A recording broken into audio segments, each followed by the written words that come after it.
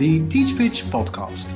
We are very excited to be launching a series of interviews for Teach Pitch, a global community of tens of thousands of subscribers from over 205 countries who all have a desire to improve the state of education in this world. And for these interviews, we have selected a number of our subscribers who have achieved great things. And by great, I mean amazing. Think of former presidents, entrepreneurs, fashion designers, hospital builders, non-profit founders, authors, journalists, doctors, etc. And what all our guests have in common is that despite their great success, they've encountered many enormous challenges. So what were these challenges and how did they overcome them? That is what we are going to be talking about here. My name is Aldo de Pap and I'm massively looking forward and very grateful you can join us on this journey. So sit back, relax, and download the podcast here.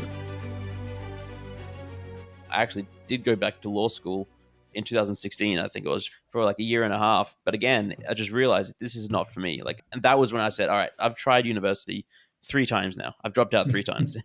Whatever it is I decide to do in life, it's not going to be with a university degree. It's going to be something else. So thankfully, then I found NFTs and seized and jumped down the rabbit hole when I felt what I did, how incredible it was.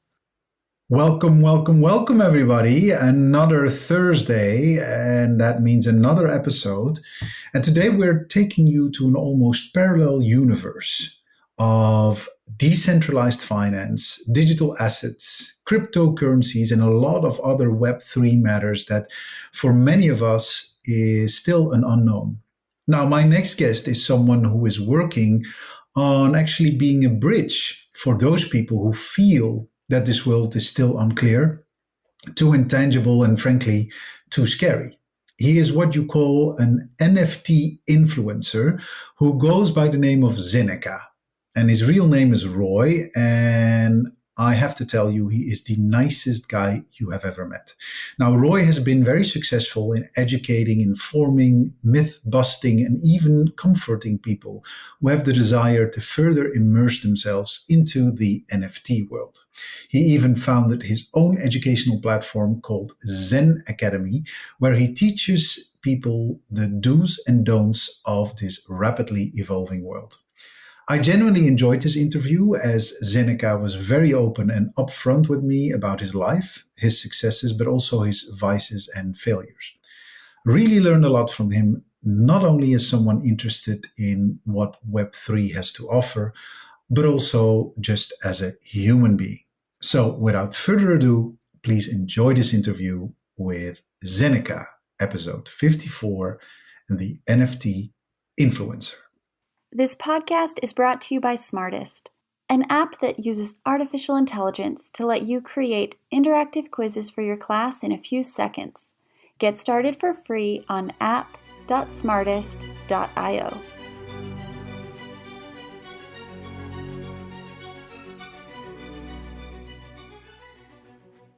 Yes, and here we are, another episode of the Teach Pitch podcast. And this is an interview that I think is very focused on the future, because if you are following the Teach Pitch podcast and if you listen in to our episodes, then often we have people as our guests who are a chef, an architect, a doctor, medical doctor, a trauma surgeon, as we had in the past.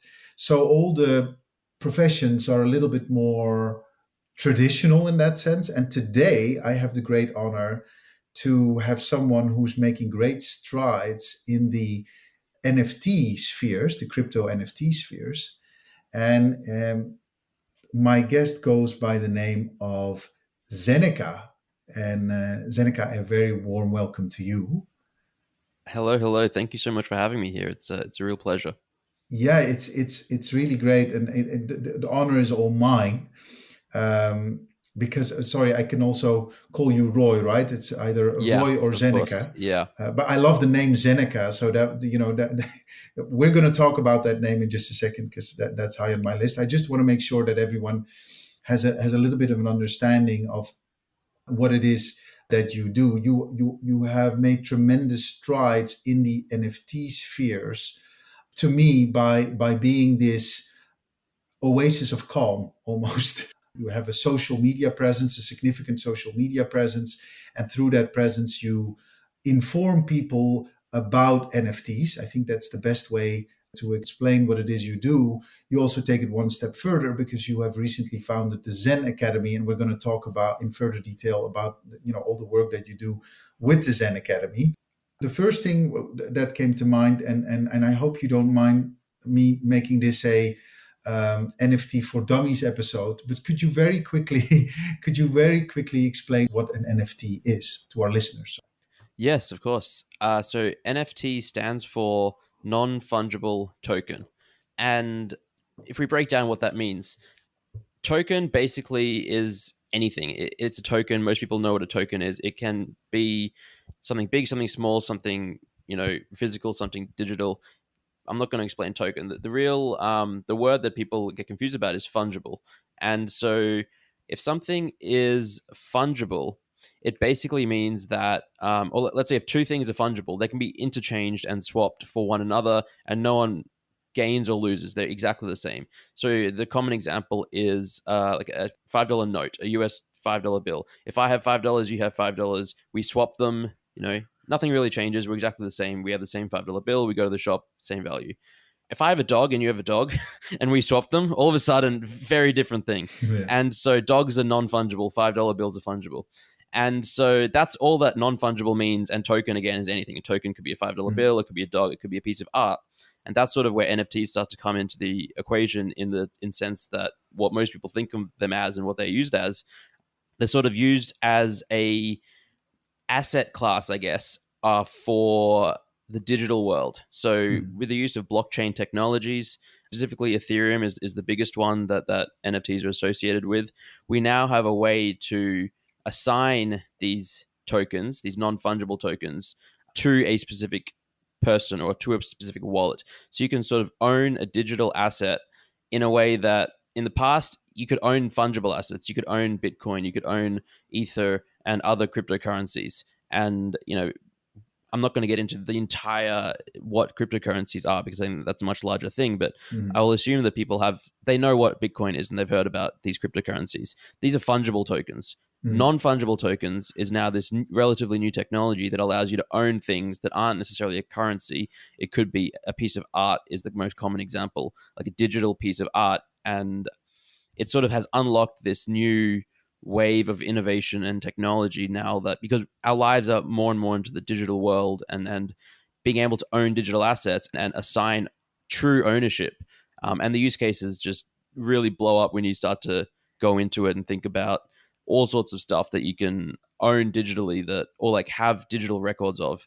I hope that wasn't too complicated and simple. It's basically a way to have digital ownership. Yeah. Yeah, no, it's very clear. The one other guest we had was Lex Sokolin, who is is a blockchain economist, who is the chief economist at Consensus.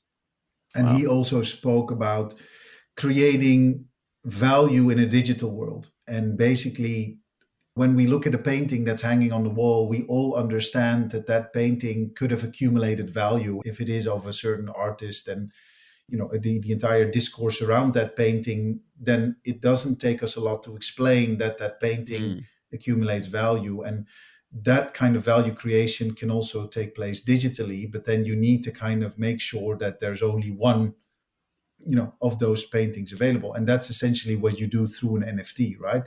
You make sure there's only one of them.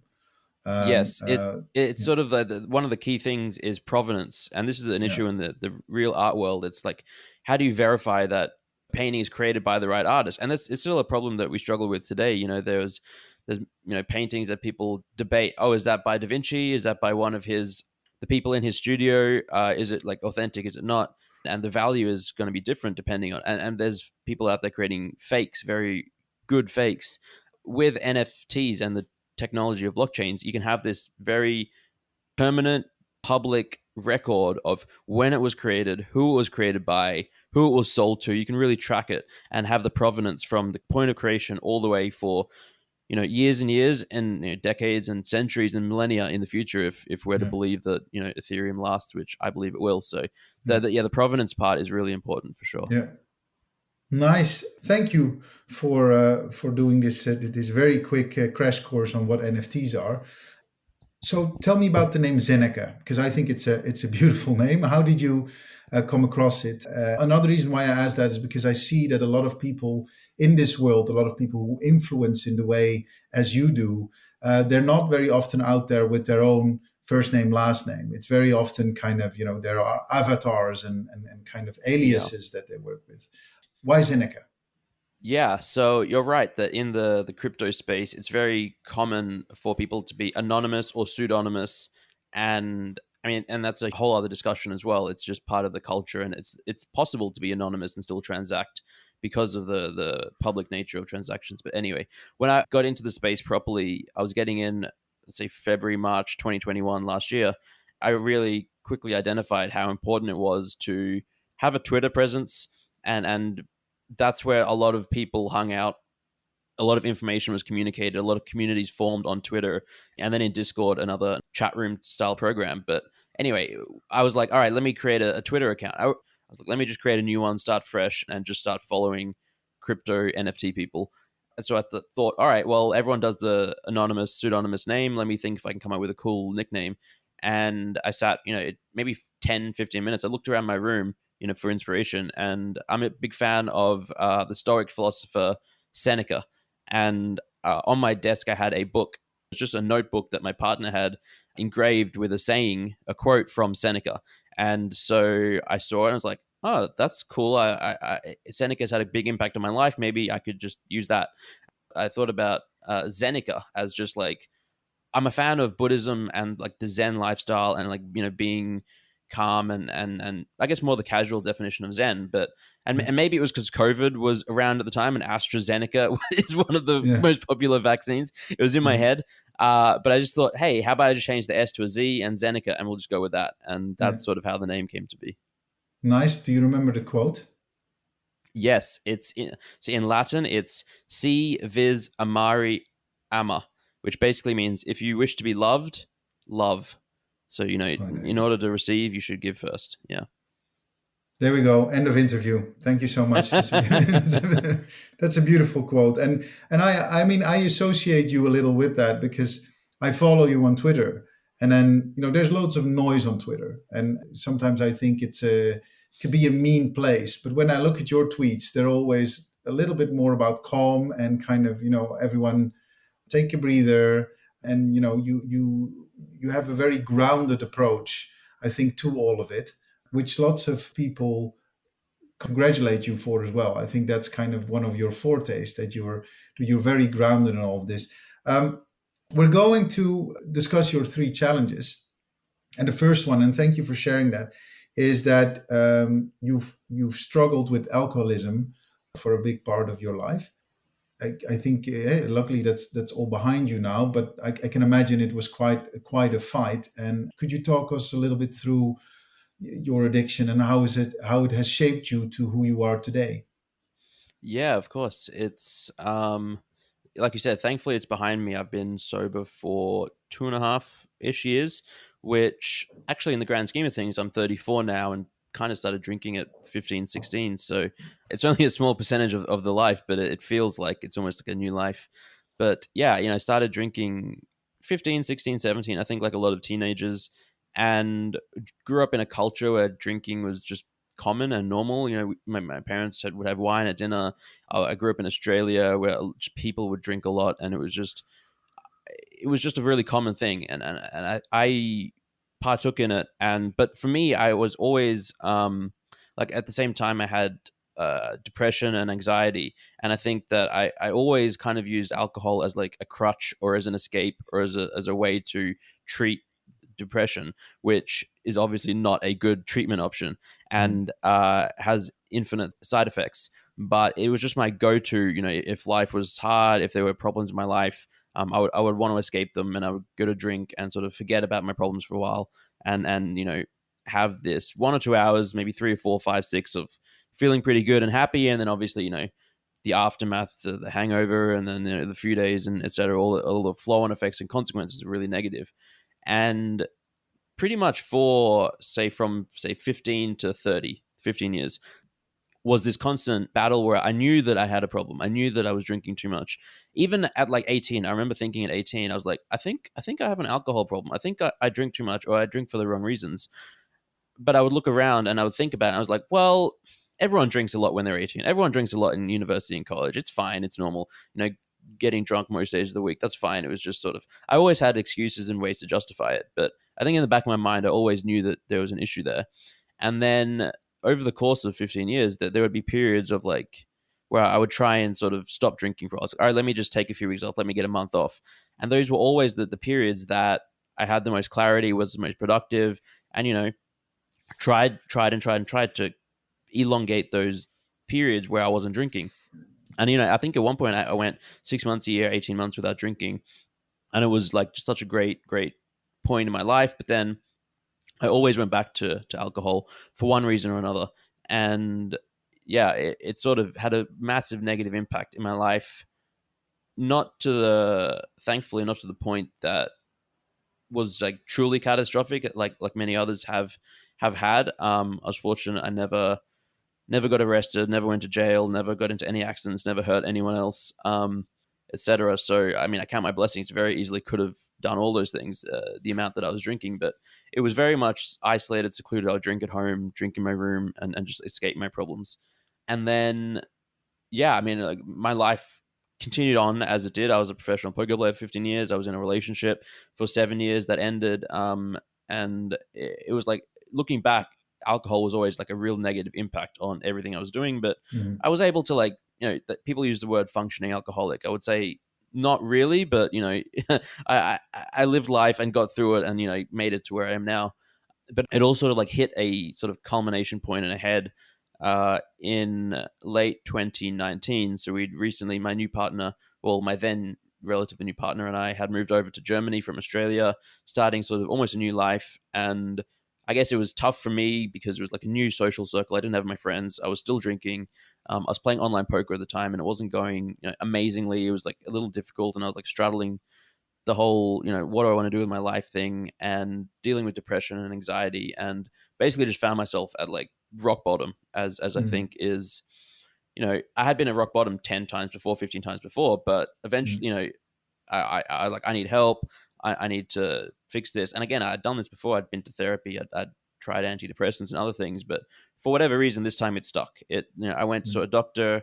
I got on some antidepressants to treat my depression and anxiety.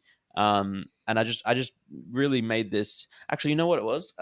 What I actually think it was? I read this book called This Naked Mind. It's about alcoholism and addiction, and it really explains in like a logical manner and like how the brain works, why people are addicted to alcohol and other substances.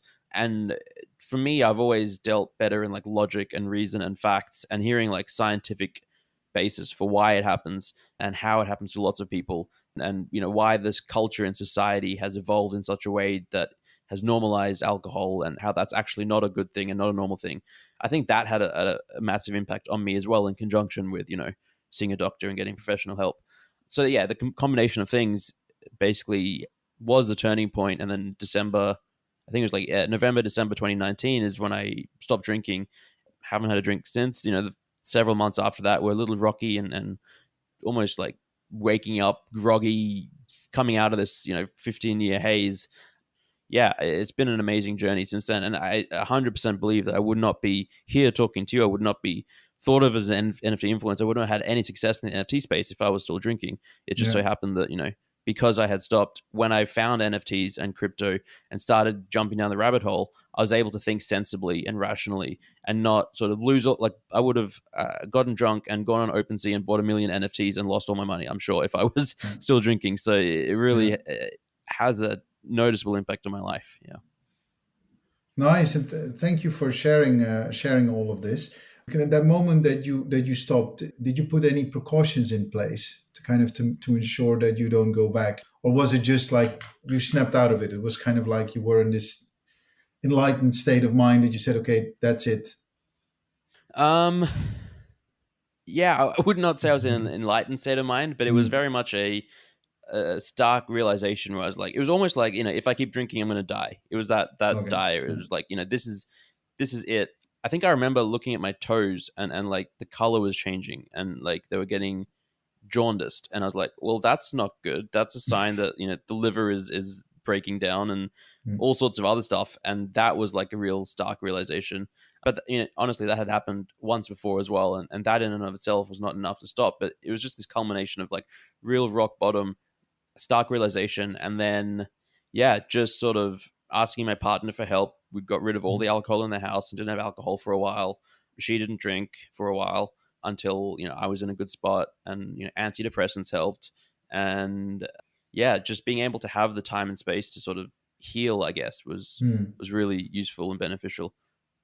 Well, thank you for sharing. I mean, I think it's very important you describe your journey, and I think it's really great you're so open about it. So other people can, if they're struggling with this, can cling on to it as well. And we'll be sure also to share the Naked Mind in our show notes. So that inspired you to stop drinking, and hopefully it will inspire others. So that's really good, and also really great to hear that in your path at some point you embraced therapy, because I think that's also, it's good to talk about this stuff, right? I think at a certain point you might be in this closed mindset whereby you're not happy with yourself, but you don't know how to express it or stuff like that. So I think it's very good you go out there and have a conversation with others about what's bothering you, whether this is therapy, whether this is a friend who's willing to listen, whether this is online therapy, which is also available to you. I always encourage people to go for that,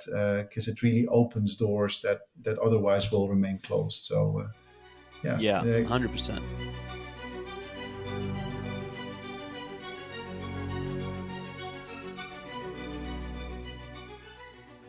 And then tell me a little bit about your journey as a professional poker player, because that sounds very interesting, and you did that for quite a while. Yeah, I did. For again, like almost 15 years, I started playing poker in my last year of high school, so I was 17, and it just started like I think most people start out with any sort of game or hobby. I was with some friends. We saw it on TV. It was around the time that it was on ESPN all the time, and people were playing a lot of poker. And we were like, "Hey, that looks fun." And one of the friends at this, I think it was like a party. We were playing video games, Halo, and we had a break to eat pizza and watch TV. And one of my friends was, he knew what it was, and he was like explaining the rules to us, and like, "Oh, this is poker. It's Texas Hold'em," because I heard about poker, but only 5 card draw. And I'm a huge fan of games. I grew up playing cards with my parents, my grandparents, and video games and board games. I'm just a big gamer in general. So I was immediately like intrigued. I was like, "Hey, this looks cool and fun. Let's play." And then as a group of friends, we started playing. And I think for everyone else, it was more casual, but for me, it was like really fascinating, especially thinking about the strategy and how to take it more seriously, which cards to play. So I went online and started just like jumping down the rabbit hole, not in a too dissimilar way to when it came to NFTs and crypto, but like I was like trying to find all the information I could, and then I started ordering books and started reading books and just getting really, really into poker. I was really excited by it. It was like really cool, fascinating, fun game, and eventually I realized you can actually make good money at it. You can play online poker, and I didn't. And I was 17 at the time. I didn't have a way to deposit money to an online poker site. Not strictly legal either to play. You have to be 18. But I was able to play like these free rolls where you can play for free and win, $20, $50 if you win a big tournament. And I started doing that and just getting experience, and again, just loving it. Eventually, I remember I asked my dad if I could deposit $50 onto a site, and he said no. I mean, which is quite reasonable to think that if you're a teenager wants to gamble online, you don't want to support Yeah. that. But I had an elder brother, and he was a little more lax, and he said sure. And then so I deposited $50, and within a few weeks or maybe a month or two, I turned it into $1,000, and now I had like my bankroll. And so this is this story is not that uncommon if you talk to a lot of people, a lot of poker players who sort of started 2004 to 2008. They started with $50 and turned that into $1,000. Maybe you had to start with $50 a few times, but it was relatively easy back then, certainly compared to now, to sort of figure out how to play and make a bit of money. And so, from there, I just continued playing and earning decent money. And obviously, as a very good money as a 17 or 18-year-old. And I was at that point where I was finishing high school and going to university. and trying to figure out what I wanted to do with my life. And I didn't have a very clear definition, like, yes, 100%, I definitely want to do this. I'm really excited by this. I was really excited by poker, but I went to university because that has always been what I intended. I wanted to be a lawyer, and I was doing a commerce/law degree, but just really not interested in it at all. I remember I would go to my lectures. Whenever I turned up to my lectures, which was not all the time, I would have my laptop, and half the time I'd end up playing online poker in there. And I realized, there's no point doing both and continuing to go to university and just not paying attention, getting bad grades, and paying a lot of money for it. So I said, let me just take time off, 6 months off, to pursue poker and see where it leads. Travel a bit, I could travel with my laptop and play online poker, and that's basically what I did. And I just kept pursuing it, kept learning, kept playing, and just understanding the game and making pretty decent money, enough to sustain my life at least. And that was it just kept going. One step led to another. I mostly played online, but I traveled a bit to some tournaments here and there. I went back to university after 6 months just to see how it went, and partially just to make my mother happy. And then 45 minutes into my first lecture, I was like, no, this is not for me. If I remember correctly, it was an accounting class or something like that. And they were teaching us how to use Microsoft Excel. And, I was just sitting there thinking, well, A, I know how to use this. B, I don't want to know how to use this, et cetera, et cetera. So I just said, all right, let me just leave now. I don't have to pay, because if you can't drop out within the first week or two, whatever, it's fine. And so I said, all right, let me just go to poker. And then, I just sort of stayed with online poker for, honestly, from 2000 so I finished high school 2005. So I would say 2006 is when I started properly being professional. And then all the way up to about 21. I'm just doing math in my head. When I got into crypto and NFTs is really when I stopped. But I had a whole arc as a poker player as well. I had periods where I was wildly successful, and then periods where I was not, and had to literally borrow money from people and friends to be able to play and also pay rent and pay bills at the same time. And thankfully, I was able to sustain myself. And I think that, again, if I had stopped drinking or wasn't drinking, I would have been enormously successful, just because of the time and the opportunity, where I was, and the ability to make money was, almost unparalleled. It was, I would say, easier and more consistent than even the NFT space was in 2021, which again was a really amazing time and a place to be in, to seize opportunities. But I would say the last 5 to 7 years, I was I had 1 foot in poker, 1 foot out the door. I didn't love it anymore. It was more of a grind and a job that I had to do as a job, as an income. And in comparison to most other jobs, it's a great job. It's, flexible. You work for yourself. You choose your own hours. You can work from anywhere. It's a game. It's not boring. It's not mundane, but it wasn't as exciting to me. And I never quite reconciled with the idea and issue of taking other people's money. I think that to me is it's very competitive in nature. It's very cutthroat. It's very toxic. It's just not a fulfilling or rewarding career. And I think that that's something that, it's I always say, the world does not need poker players. There's no benefit to the world to have professional poker players. So it always felt a little bit like I was taking and not really adding and contributing. So I was always looking for things to do, but I didn't have any skills. I didn't have any ability to go out there and find another job easily. I actually did go back to law school in 2016. I think it was 15, 16, 17 for a year and a half. But again, I just realized this is not for me. And that was when I said, all right, I've tried university 3 times now. I've dropped out 3 times. This is not for me. I'm going to, whatever it is I decide to do in life, it's not going to be with a university degree. It's going to be something else. So thankfully then I found NFTs and seized and jumped down the rabbit hole when I felt what I did, how incredible it was.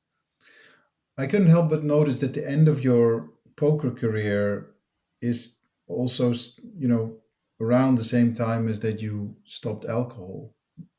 Do you think one thing kind of empowered the other to kind of keep on going at it, or what, is that a connection that makes no sense?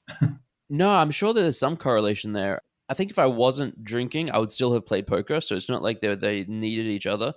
I think I would have been more successful at poker, of course. I think that having stopped drinking, it sort of made it a lot more possible and easy for me to identify other opportunities and maybe feel more confident in like taking a risk, quote unquote, and leaving poker and doing something else and focusing on something else and learning something else. Whereas I was really just in this cycle that was really almost easy and lazy. It was like, all right, I'm drinking. I'm not really doing anything with my life. I'm just like puttering along, and I'm able to play poker and make a little bit of money, enough to live off. And that was like good enough for me. And then, you know, I'll play video games and I'll drink and I'll, you know, this is my life now. And so once I stopped drinking, it sort of allowed me to, I guess, be a little more ambitious, maybe is the word. Although I don't think of myself as particularly ambitious, even though I'm doing a lot. But just like receptive to new things and have the space and capacity to learn and to step outside of this poker sphere and feel okay about it, I guess. Yeah. Yeah. And I love what you say about, as a poker player, it's like the world doesn't need poker players. Devil's advocate question: why do you think the world needs NFT influencers? It's a very good question. I think, I mean, the world does not.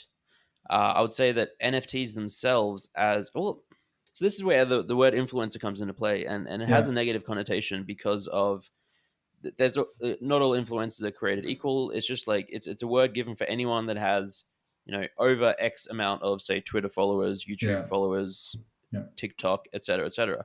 And that number changes. Like when I first got into the space, there were accounts that had 20,000 Twitter followers and they were considered influencers. And I would say now if someone has 20,000 Twitter followers, I would say they're not really an influencer in the NFT space, just because there's so many more people with that many followers, and their thoughts aren't necessarily influencing anything Yeah. that much. Like obviously anything anyone says is going to be of some influence, but anyway, as I was saying, not all influencers are created equal, and some people just use their influence to sort of try and line their pockets and make money. But then there's the other end of the spectrum where it's sort of like almost, instead of influencer, I prefer the word thought leader or something like that, where you're trying to educate, you're trying to spread information that helps others, helps elevate the space internally and externally. And I think that's an important role to play. I think because it's really difficult for someone new to the space to know where to begin, to find good resources, et cetera, et cetera. And you don't need to be an influencer. You don't need to have a lot of followers to add to that. But I think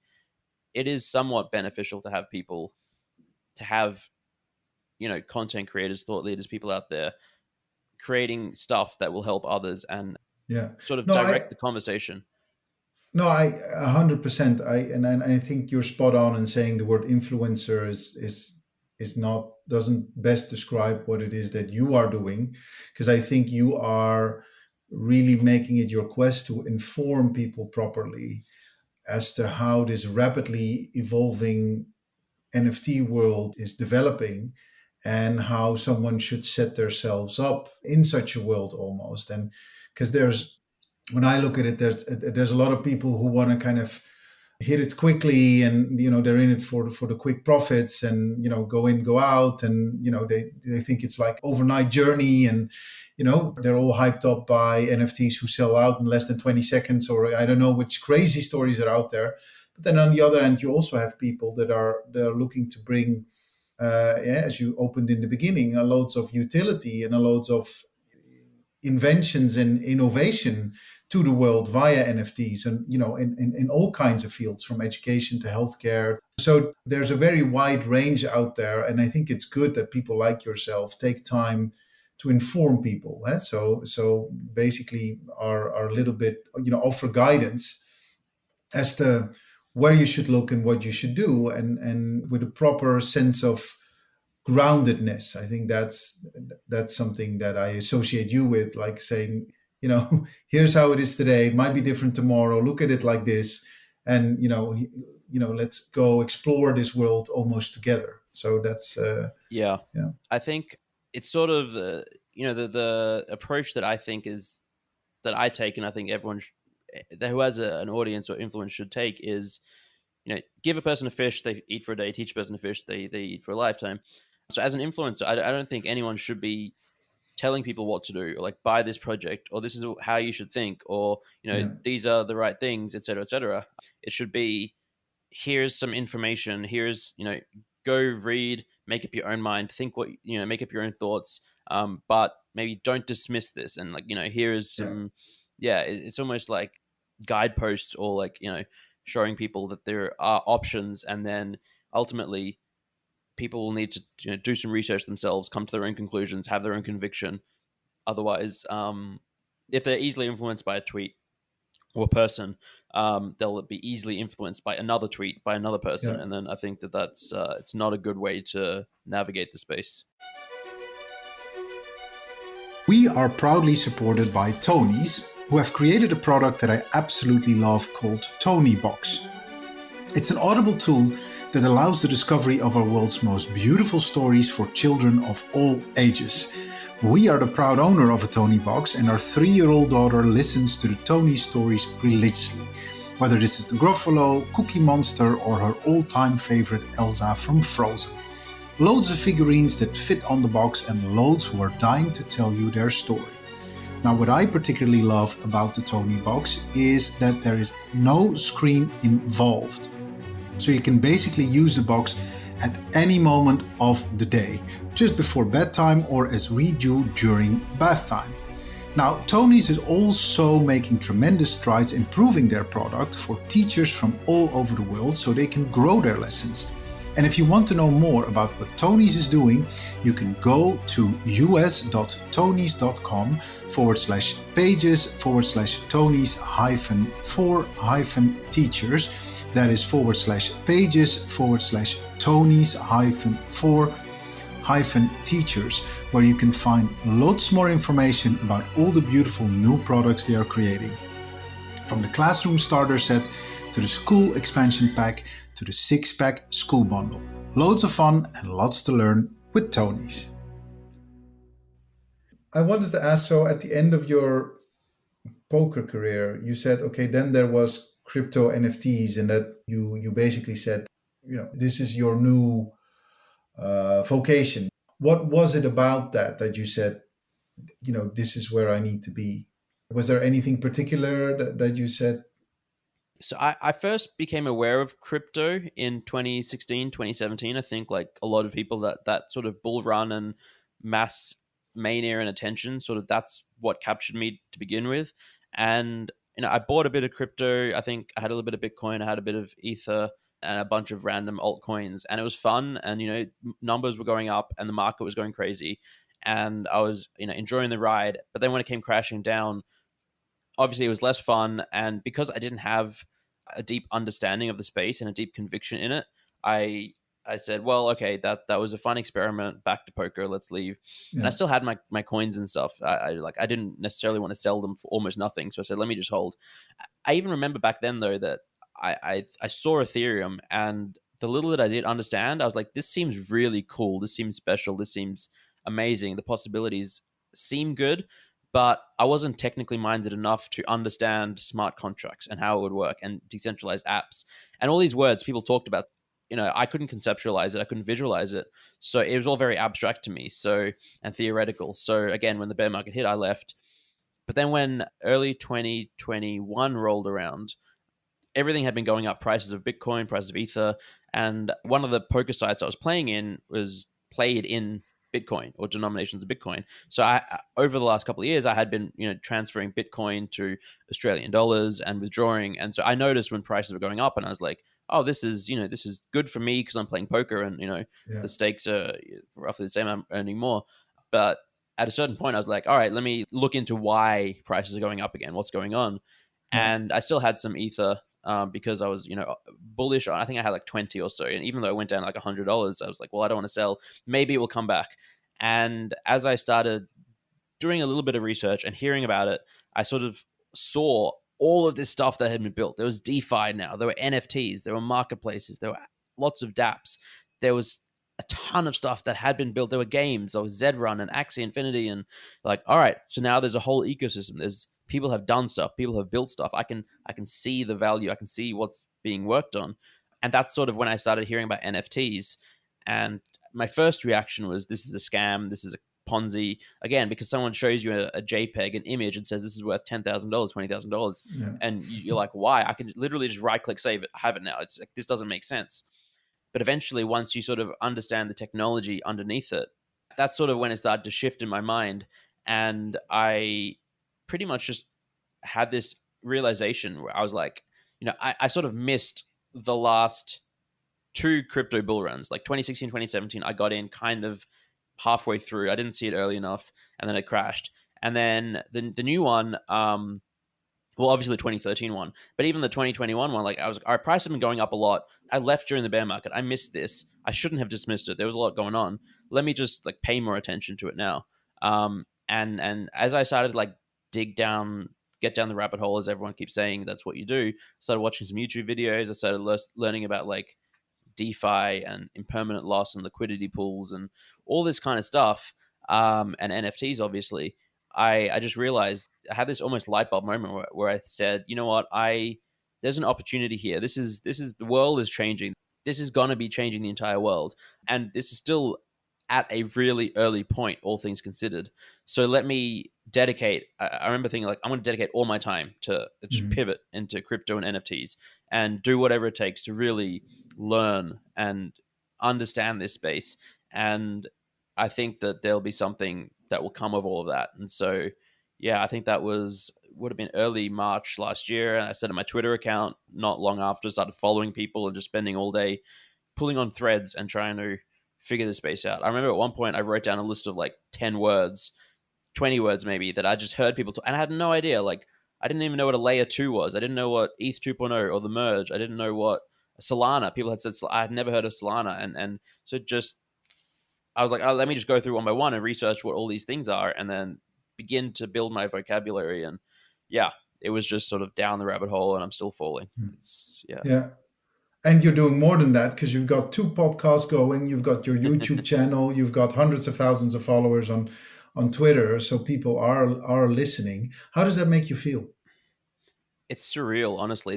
It's just wild to think about, because I mean, as I was just talking to you, it was just like it was not that long ago that I knew nothing, and I think it's just crazy. I started in, what was it, October last year, August, September, October. I started like advising projects, NFT projects, and it just seemed crazy to me that I was an advisor having only 6 months in this space. But because the space moves so quickly, because there is such a steep learning curve, like anyone who's been in the space for even a month, if they speak to someone who's brand new, they'll realize just how much they actually know. And like there's just so much to know that a year, 18 months of knowledge is an enormous amount. And so, but yeah, I mean, I had no ideas or plans or intentions that I would have any of this. If you go back a year ago, even, I think like we're recording this June 8th, early June last year, I had maybe 1,000 Twitter followers or something like that.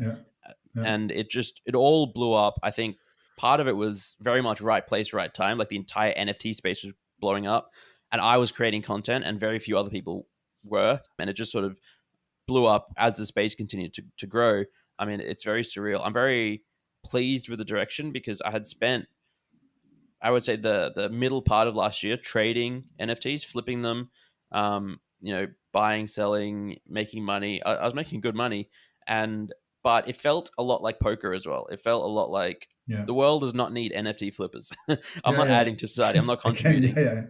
Exactly same thing. But at the same time, I had started my newsletter. I had started a podcast, and I started tweeting more, and people were like appreciating it and saying, this is helpful. And that made me feel good. Like it was like, oh, I'm doing something that adds value to the space. This is nice.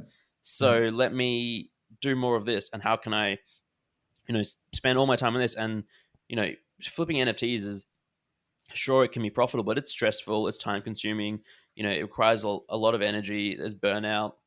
Like pretty quickly, I realized, I don't want to be doing this either, like poker. And like, I don't want to wake up 5 years from now, even, if it's even possible, and be like, hey, I just did more of the same. Let me just try and figure out how to, I want to stay in the space, obviously, but how I can maybe focus more on the content and the education and that side of things. And that's where I pivoted to more on the podcast and the YouTube and the newsletter and the Zen Academy side and all that kind of stuff. Yeah, and specifically the last one, because that is your third challenge. You took it upon yourself to set up Zen Academy. Tell us about it. What does Zen Academy do? Yeah, so Zen Academy it's basically an education platform community to help people navigate this space, I would say, because or have a soft landing, we say, because the learning curve is so steep, it's so difficult, it's so treacherous, and there's scams everywhere, and it's just like it's not the most friendly, easy, pleasant place for someone new to the space to sort of understand, where do I go? How do I figure this out? How do I learn? Where do I learn? Um, and so that's sort of what we set ourselves up to be and what we want to be going forward as well. I had the idea for it. Honestly, it was like June, July last year. It was not that long into my journey. And probably around that time where I was thinking, do I want to be trading forever? Maybe not. And I thought, well, I think a lot of people in the space have the thought as well. It's like, it would be cool to launch my own NFT project. It'd be nice to have my own project. But I was thinking, what are my skills? What can I do? I'm not an artist. I'm not a dev. I can't create contracts. I haven't worked on game building or world building or storytelling. I don't know any of that. I've never built a brand. But then, I was like, well, I'm creating content. People like the content. What do people need? Well, there's no real place for education in this space. Maybe I can build this platform that is like. So the way I thought about it was, we all have people that come to us in the NFT space, and they say, "Oh, you've been in NFTs for a while. I see it on TV. People are talking about it. Can you help me? Can you get me in? Teach me about NFTs." And or like, how do I learn? And there was no, and there still isn't a great answer of like, just go to this website and it'll teach you everything you need to know. The answer then, and to an extent still is now, it's all right, here, watch these YouTube videos. These are pretty good. Here's a couple of articles that I think you should read to understand it.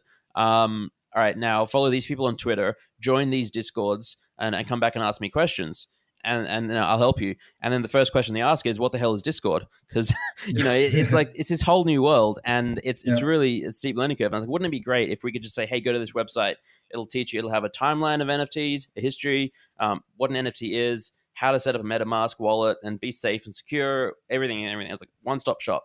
That was the idea for Zen Academy, and I got really excited by it for a couple of weeks, and then I realized it's actually an enormous, monumental task to not just create that website, but keep it updated and relevant and managed. And it was like spiraling out of control. And within like a course of a couple of weeks, as I started even talking about it, I had VCs reaching out saying, "Hey, we'd love to fund it and partner together." And I was like, "Whoa! This is too much. I don't want to blow up. I don't want to take on the world. I don't want to scale and build an empire." I'm concerned about work-life balance. So I just put a pin in it. I was like, let me just go back to trading NFTs and I'll create my content and focus on that myself. And that's the end of it. But then October last year, I had been planning to go to United States. So I'm based in Germany for NFT NYC, a conference, and Ape Fest, an NFT event, and then another one. All three were in October. And I said, yeah, I was planning to go, but then because of COVID travel restrictions, I realized I'm not able to travel. Coming from Europe, you had to be, in another country for 2 weeks prior, and that was not feasible. So all of a sudden, I had about 5 weeks of my life just completely open up, and that's when I said, well, let me revisit this whole Zen Academy idea. But maybe instead of trying to launch this fully fledged platform, I'll just start with a Discord community, like start slow and build up from there. And that's basically the genesis of it. We launched in November last year, sold some NFT tokens that act as like a membership to Zen Academy, which, even like then I was like, I don't know exactly what this is going to be. I don't know how it's going to look like in 6 months, a year, 5 years, but I know what I kind of want to build, and like this education community, I guess community is the key word. It's like I want it to be a place where people can come ask questions, help each other, and then a way that makes sense for me to then stop flipping NFTs and really focus on creating my content and in other areas, and like have it benefit not just Zen Academy members but the whole space. And that's sort of been the last 6 months. So again, November last year, it's been a wild journey and a lot of learning and still learning, but yeah, that's how it began. Yeah. It's a bit like, if you want to be loved, start loving. So you are spreading the love, and through knowledge and explaining people what the stormy, ever-changing world of NFTs is about, and also, as you say, make sure they land softly in their first endeavors and allow them to grow. And just by talking about these things and informing them and telling them where to look, you can win a lot of knowledge, right? Because at the end of the day, that's what it is about. So where do I look? Where do I start? How do I get into this? And so on and so forth. I like what you said about setting up the Zen Academy, because it's been a great journey thus far, yet you're having a little bit of trouble delegating. You wrote as a challenge. Yes. Tell me about that. What do you find difficult about working with others on such a level? Well, I mean, it was and still is brand new to me. Again, by now you've heard my past 15 years basically as a professional poker player. I never worked as a team in a company. I never had a boss. I've never been a boss. I've never had co-workers.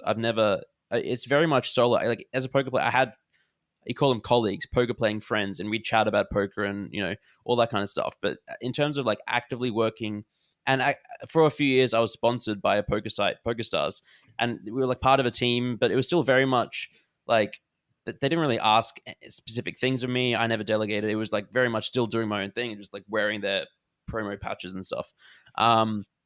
So yeah, when it comes to like working in a team, it's all brand new to me.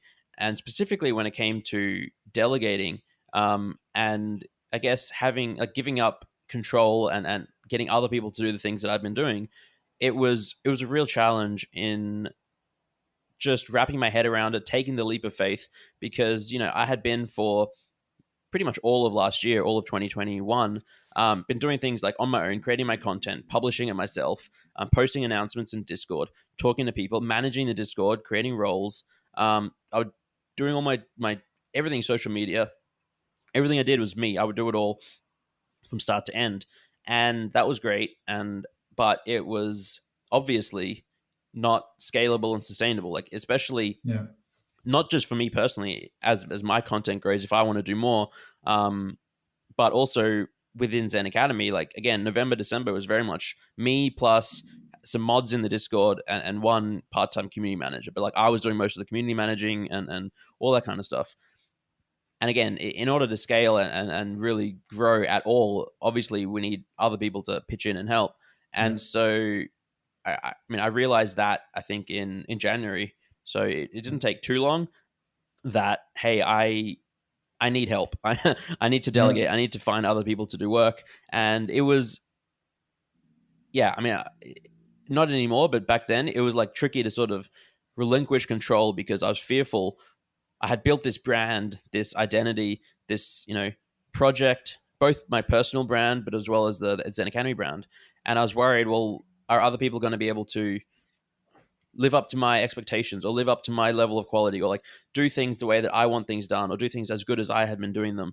And what if, people then all of a sudden come to Zen Academy and then, I'm not there to say hello and greet them and ask them questions and answer questions. And now I'm delegating all that.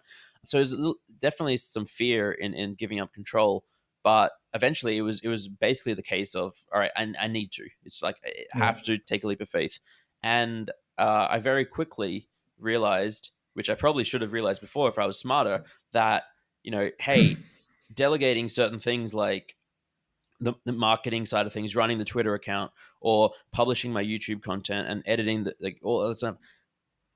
There are people out there that can not only do things as good as I had been doing them, but way better. Like my skills are one thing, but I'm not an expert in almost anything.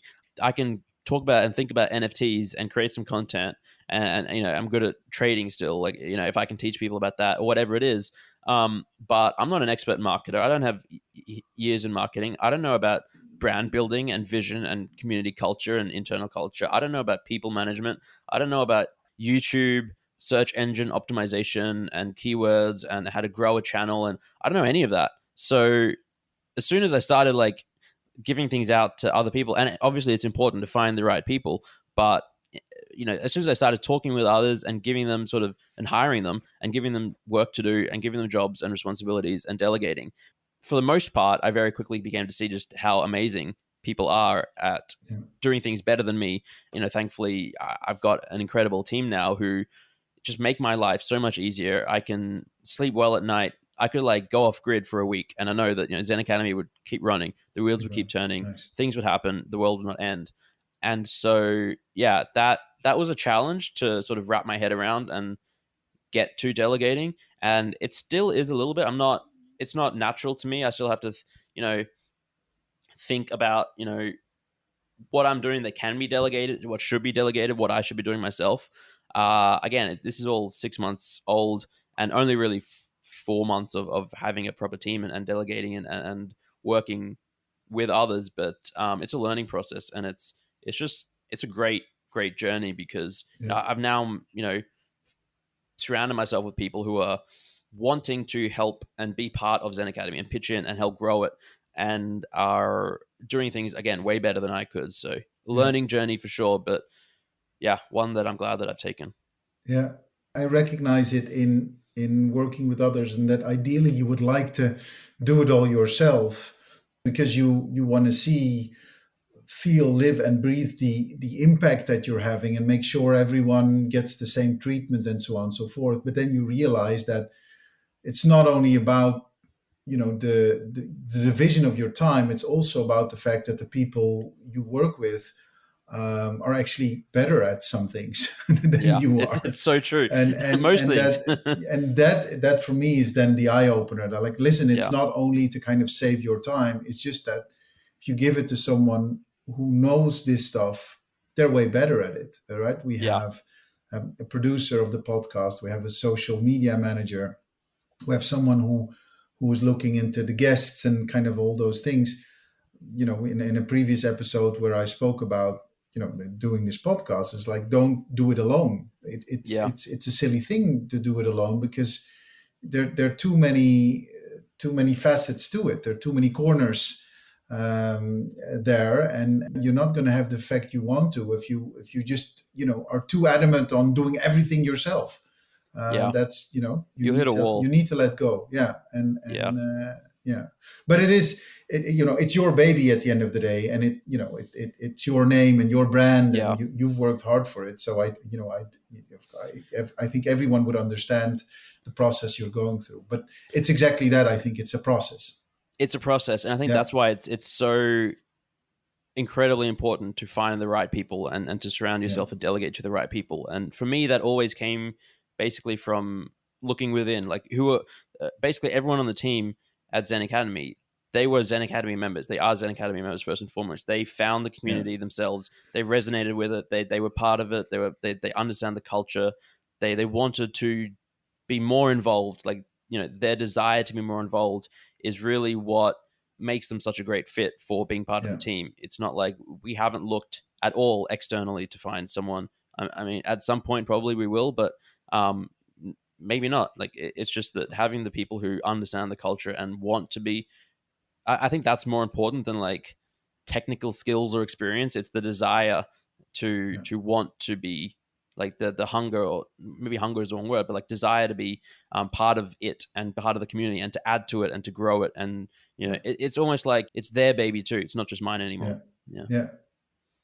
Very true. Thank you so much for taking us through this. And then Zen Academy. So zenacademy.com will be launched, and with publication of this episode will most likely already be up there. And you're with a free ebook.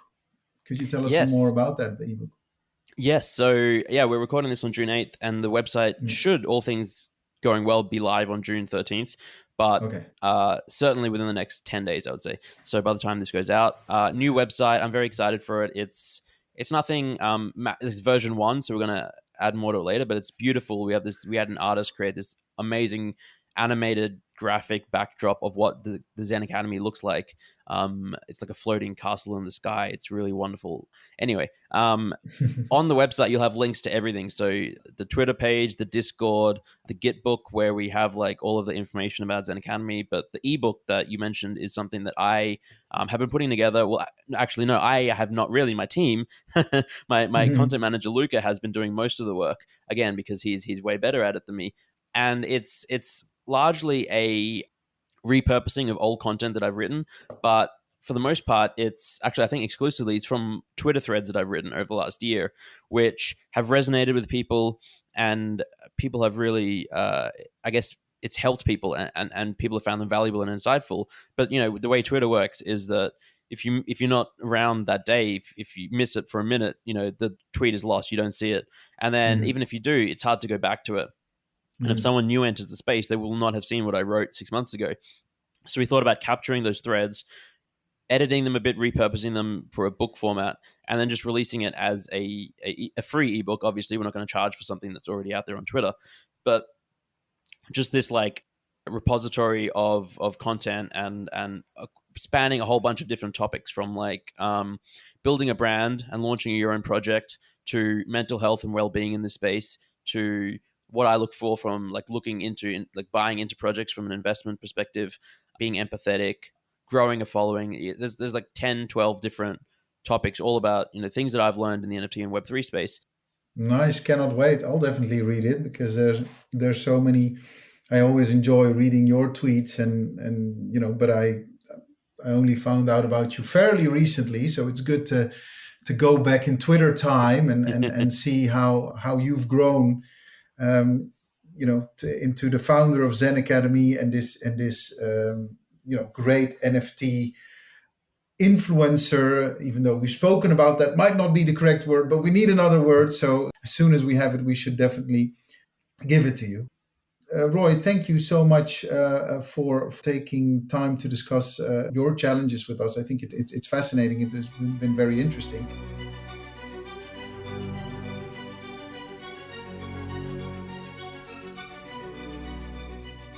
We're almost at the end of the episode, but before we close off, I would like to ask you two questions that I ask to each and every one of my guests.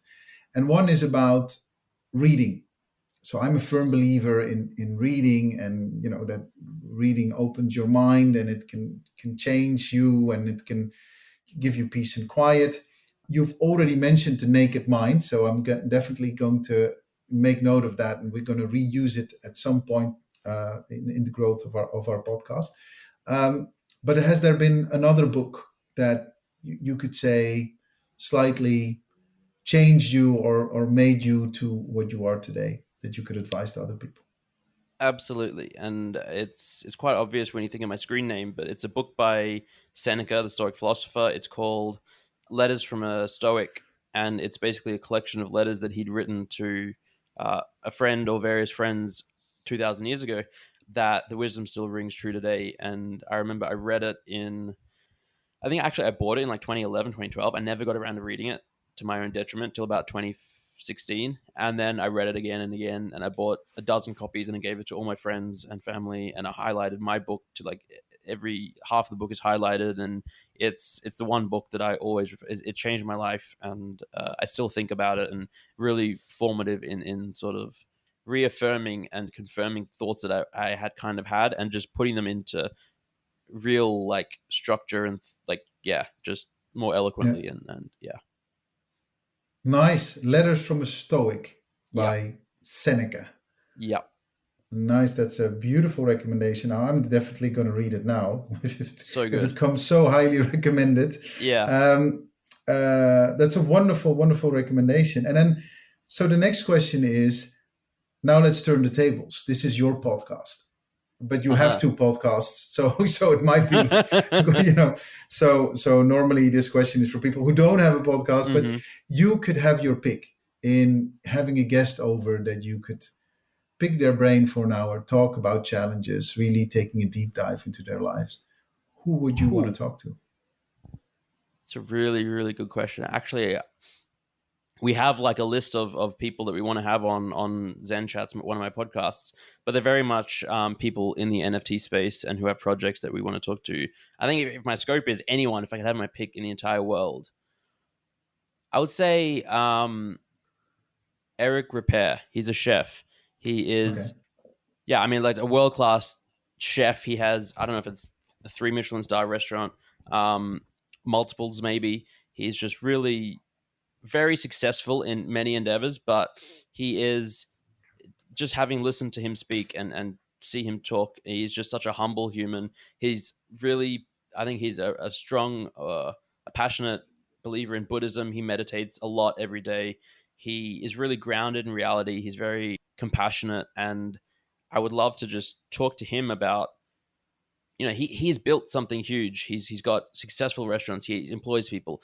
He is, on the world stage, and then at the same time remains humble. He's not. Yeah, I mean, I think that I'd just love to chat with him. Eric Ripert, that's a beautiful segue all of a sudden into the world of restaurants after having spoken about poker and NFTs and whatever. But it's a great recommendation. We had the great honor to talk to Anna Roche, who's also an amazing chef, even the best chef in the world in 2017, who had a 2-star Michelin restaurant in Slovenia. And the conversation with her was very inspiring, because she there was nothing in Slovenia, specifically in the region where she was from, and she just, it's an absolute mammoth task, created a 2-star Michelin restaurant there, and the whole world kind of wants to eat in her restaurant. Yeah. Right. So can you imagine, giving life to that, from nothing to that? So, chefs, it's such a incredible hard work that they need to do, but then also getting the branding and the name right, and getting the word out, and getting all these things right, that people will start loving your dishes and will so come tough. fly in from all over the world. That it was an interesting conversation, but I can imagine that would I'm going to have to listen to it. It sounds amazing. Please do so. Meanwhile, Zeneca, if you want to be loved, keep on loving, or start spreading the love. You most definitely do that. Thank you so much for your time for this interview. I'm sure the world will hear a lot more about you and your endeavors. Thank you so much for being our guest. Thank you so much for having me. It was a true pleasure chatting with you. As always, I really appreciate it. Thank you. If you liked this episode of the Teach Pitch podcast, then it would mean the absolute world if you could share it with your friends and or give it a short review on your preferred podcast platform. The more you share your ideas about these interviews, the more people will find out about them. So do let us know what you think. We'd be very, very grateful. Special thanks to Philip Anderson for our beautiful theme music. This podcast was produced and edited by Natalie Piles, project coordination by Inva Saini, and production assistance by Genta Metalia.